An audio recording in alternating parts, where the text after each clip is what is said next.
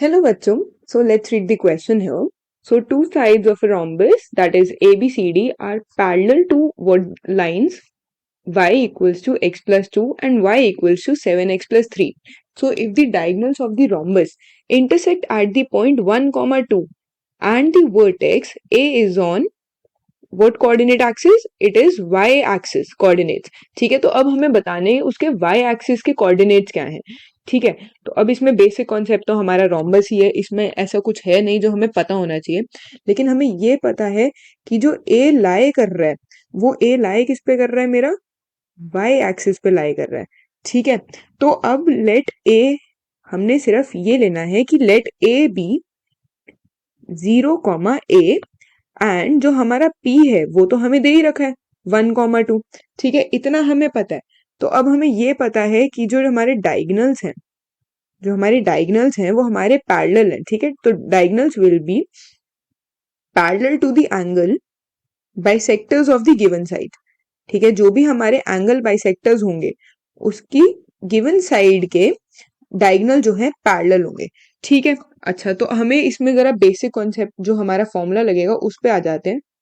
ठीक है, अच्छा ठीक है, तो अब हमने यहाँ क्या लिया, x माइनस वाई प्लस 2 जो है अपॉन में अंडर रूट लिया और इसको मैंने किसके बराबर रख दिया, प्लस माइनस रख दिया 7x माइनस वाई प्लस 3 और 5√2 के बराबर. ठीक है, यहाँ पे अगर मैं देखूं तो मैं √2 से √2 कैंसिल कर सकती हूँ. हाँ जी बिल्कुल कर सकती हूँ, क्योंकि प्लस माइनस तो ऊपर आ जाएगा.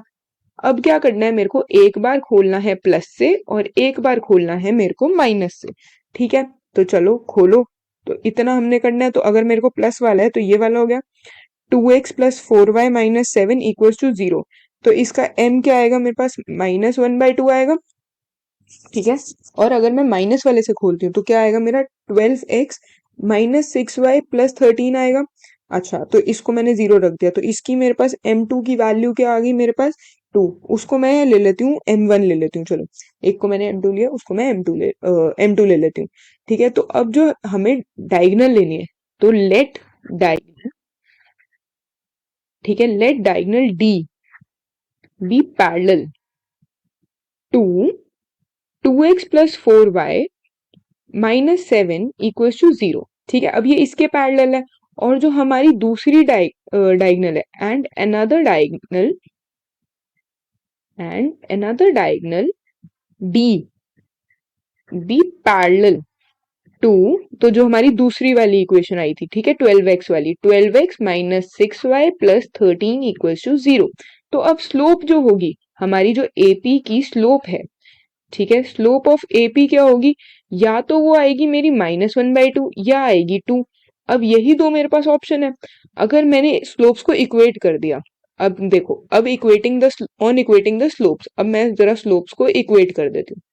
ठीक है, तो जी करो. अब क्या हो जाएगा मेरे पास, 2 माइनस ए अपॉन 1 माइनस 0 किसके बराबर आ जाएगा मेरा, 2 के बराबर. हाँ जी बिल्कुल आ जाएगा, या फिर आएगा वो -1/2 के बराबर. ठीक है, तो इस हिसाब से मेरा क्या हो गया, ए मेरा किसके बराबर हो गया, ए मेरा हो गया 0 के बराबर, या ए हो गया मेरा 5/2 के बराबर. तो अब मेरे पास दो ही ऑप्शन है, या तो ए मेरा 0 है या ए मेरा 5/2 है.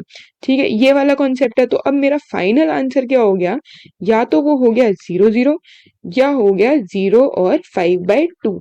ये मेरे दो कोऑर्डिनेट्स आ गए. तो अब ये दो कोऑर्डिनेट्स आप देखो, आपको दो आंसर्स में मिलेंगे. कौन कौन से आंसर्स में मिलेंगे, एक तो जो हमारे 0 और 5/2 है, कहाँ पे, ये रहा C वाला, और दूसरा 0, 0. तो मेरा आंसर कौन से हो गए, B एंड C. ये मेरे हो गए फाइनल आंसर्स. ठीक है, I hope you guys understood. Thank you, best of luck guys.